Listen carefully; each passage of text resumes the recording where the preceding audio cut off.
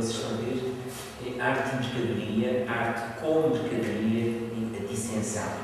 São três momentos que eu quis analisar ou circunscrever a estes aspectos e por isso circunscrever também algumas obras de alguns artistas para discorrermos um pouco sobre a possibilidade da arte, da produção de um objeto artístico num contexto contemporâneo.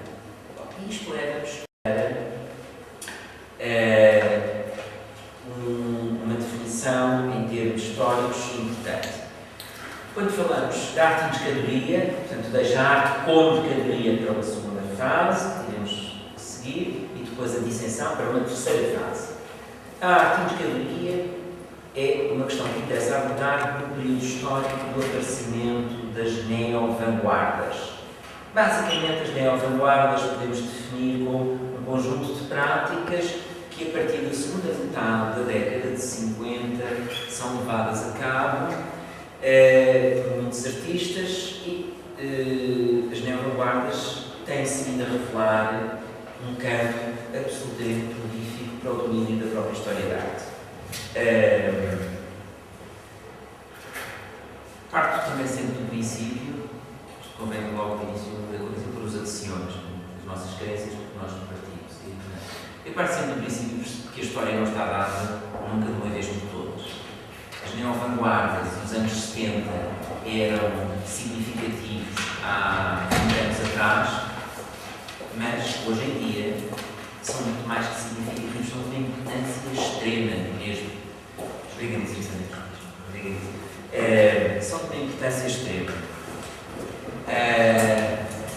Se repararem em programas de alguns museus, nomeadamente o que foi feito durante estes anos todos de direção do Museu de Arte Contemporânea de Barcelona pelo Borja Vidal, agora passou com a Ana Sofia, de alguma forma, alguns aspectos que o Vicente Torrão desenvolveu, muito se faz, agora não tanto, talvez, mas que foi feito na década de 90 no DIA, Center for the Arts de Nova Iorque, que foram programas essencialmente focados sobre as neo-vanguardas dos anos 60 e 70.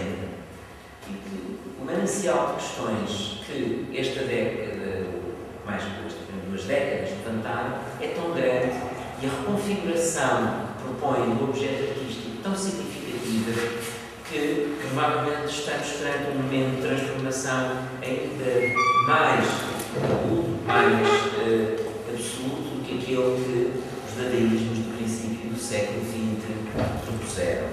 Portanto, o período histórico das neo-vanguardas é um período muito complexo e eu vou apenas falar de três artistas que me parecem aqueles que, de certo modo, lançam paradigmas fundamentais, sobretudo para esta questão que eu vou falar. Vou falar do Andy Warhol, vou falar do Joseph Beuys, vou falar de Marcel Rothers. E obviamente que tenho posições definidas sobre estes artistas, vou dizer que tomar alguns e muito bem todos, vou fazer isso. Bom, o que é que significa também este momento de aparecimento das neo-vanguardas em termos históricos? Trata-se do advento daquilo que o Ernest Mandel, em 1972, chamou ocultar o capitalismo, uma terceira fase dos regimes capitalistas. Depois do capitalismo fordista, depois de todo o New Deal, surge então uma outra fase do capitalismo mais complexa.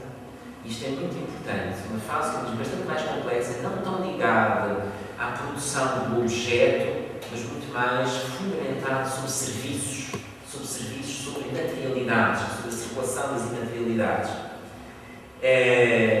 Interessa-me então analisar as neo-vanguardas em função da investigação que elas próprias realizam sobre o que são os mecanismos de produção da significação e as possibilidades do discurso estético.